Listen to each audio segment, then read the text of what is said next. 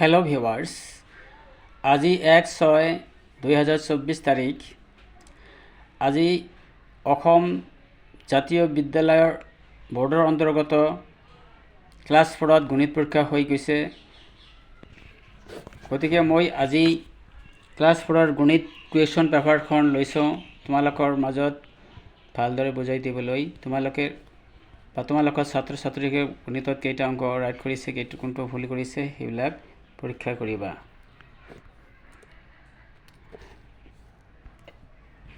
Number 1 কি আছে? 1 লাখ সমান কিমান হাজাৰ? আমি জানো 100 হাজাৰে 1 লাখ হয়, গতিকে ইয়াত 100 হ'ব, 1 2টা 0। তাৰপিছতো আছে 4 লাখ, তেনেহ'লে 400 হ'ব, 4 2টা 0। 13 পূৰণ 100 কিমান হ'ব? 13ৰ পিছত যদি 100ৰ পিছত যদি 2টা 0 থাকে তেনেহ'লে 2টা 0 হ'ব। তেনেহ'লে 13 লিখি ইয়াত 13 লিখি ইয়াত 100 2টা 0 আছে, এই 2টা 0 ইয়াতে বহিব, 1300 হ'ব। 650 পূৰণ 1, যিকোনো সংখ্যাৰ লগত 1 পূৰণ কৰিলে কি হয়? বাঢ়েও না কমেও না, গতিকে এইটোৱে হ'ব, 650 হ'ব, 650। তাৰপিছতো কি আছে? 48/8 কিমান হয়? 48ক 8 দিয়ে ভাগ কৰিলে 6 8 গুণ 48 পোৱা যায়, 6 বাৰ হয়, গতিকে ইয়াত হ'ব 6।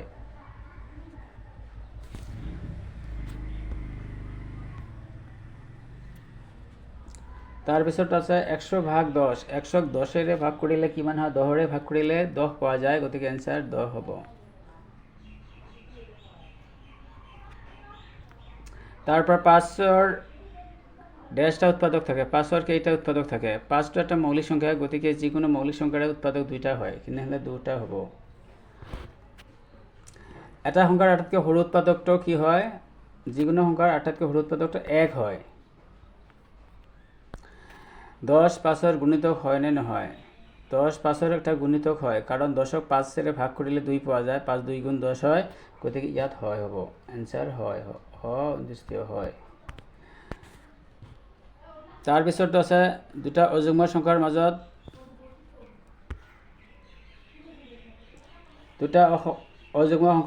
ডেৰটা সংখ্যা থাকে। দুটা অযুগ্ম সংখ্যাৰ মাজত ডেৰটা সংখ্যা থাকে। কি সংখ্যা থাকে? যুগ্ম সংখ্যা থাকে। দুটা অযুগ্ম সংখ্যাৰ মাজত এটা যুগ্ম সংখ্যা থাকে। তোমালোকে কৰা দেখা যুগ্ম সংখ্যাই থাকে। 2ৰ পিছত 3 হয়, 3ৰ পিছত 4 হয়, গতিকে এটা যুগ্ম হয় আৰু তাৰ পিছতো অযুগ্ম হয়। তাহলে অযুগ্মৰ পিছত যুগ্ম আহে, এইটো যুগ্ম হ'ব। নেক্সট দিছে সত্য নে অসত্য লিখা। ৭৮,৪৩৫ সংখ্যাটোৰ 4ৰ স্থান মান 40। ইয়াত 4ৰ স্থান মান কি হ'লহেঁতেন? ইয়াত 4ৰ স্থান মান 4ৰ পিছত 2টা ঘৰ আছে, তেনেহ'লে 400 হ'লহেঁতেন, কিন্তু ইয়াত দিছে 40, গতিকে এইটো অসত্য। তোমালোকে অসত্য লিখিবা, মই ইয়াত কাটা দি দিছোঁ। পিছৰটো চোৱা,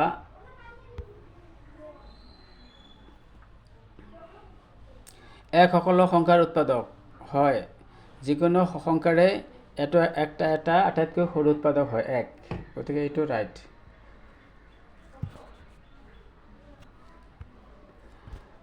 চাৰ 47ৰ উৎপাদক হয় নে নহয়? 4 47, 47ক 4ৰে ভাগ কৰিলে 47 পোৱা নাযায়, বাকী থাকে, গতিকে এইটো নহয়। 4 6 গুণ 24, 4 7 গুণ 28 হয়, গতিকে পোৱা নাযায়।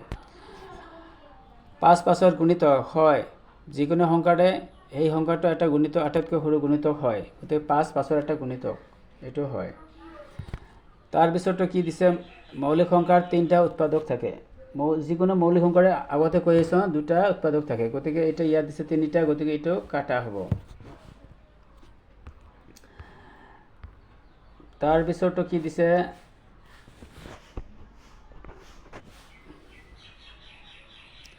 তলৰ সংখ্যাবোৰ শব্দৰে লিখা। ইয়াত শব্দৰে লিখিব লাগিব। মই চেষ্টা কৰিছোঁ হাতেৰে লিখিবলৈ, কিন্তু হয়তো লিখা ভাল নহ'ব, তোমালোকে শুদ্ধ কৰি ল'বা।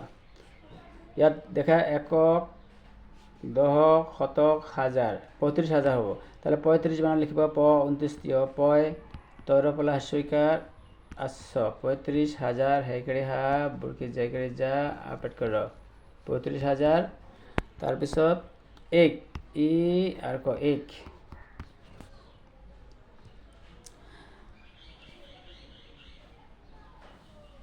তাৰপিছতো আছে দেখা ইয়াত খ নম্বৰটো কি আছে একক দশক শতক হাজাৰ অযুত লাখ নিযুত কোটি তেনেহ'লে কোটিৰ ঘৰত আছে 1 কোটি লিখিবা 1 কোটি ই আৰু ক 1 কয় কৰে কোট তস্কৃতি 1 কোটি তাৰপিছত 90 লাখ তন্ত 9 বয় কৰে বইল 90 লাখ লাইকৰে লা আৰ খ 80,000 তাৰপিছত 80,000 এই কৰে হা বুৰকি জায়গায় যা বেট কৰে 1000 তাৰপিছত হ'ব 410 400 সেকে চা পেট কৰে স্ক্ৰিন 4 তাৰপিছত 410 10 আৰ 10 তাৰপিছতো আছে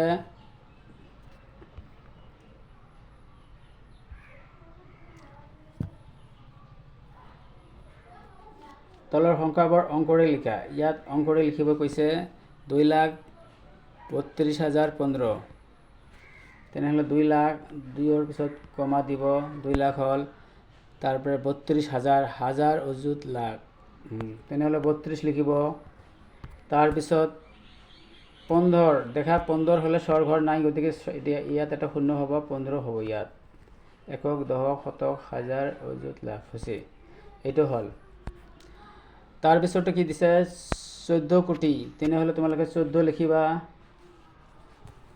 এটা মচি দিছো 14 কোটি 14 লিখিবা 14 লাখ তাৰপিছত 92,000 কমা দি 92,000 গৈছে যেহেতু কিন্তু লাখৰ ঘৰ নাই গতিকে ইয়াত দুটা শূন্য হ'ব তাৰপিছত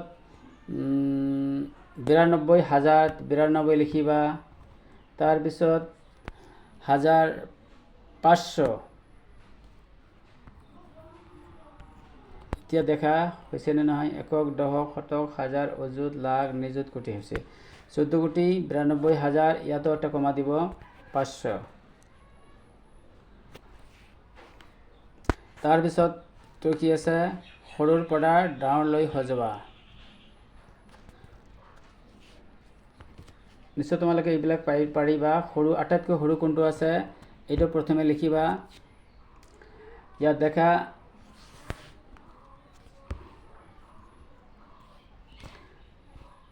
ইয়াত সৰু কোনটো হ'ব 70 আছে ইয়াতো আছে গতিকে এই দুটাৰ মাজত এইটো আৰু এইটোৰ মাজত আটাইতকৈ সৰু কোনটো হ'ব 707077 গতিকে 077 যত আছে এইটো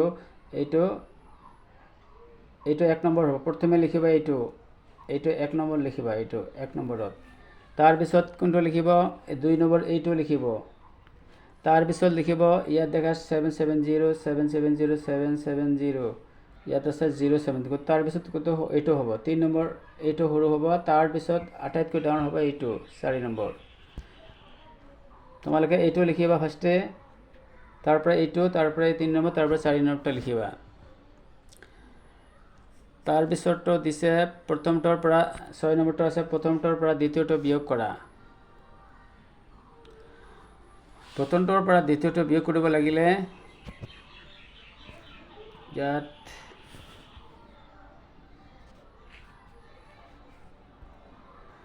ওপৰত এটা লিখিব 40,78 ইয়াত নহয় নেকি 385 ইয়াত নহয় 40,78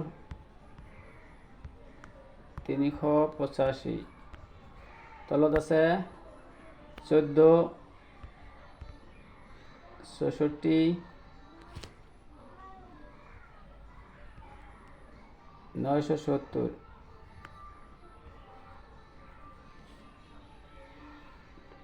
5 8 পৰা 7 গ'লে 1 ইয়াত ধাৰ কৰি লাগিব 13 হ'ব 13 9 10 11 4 হ'ব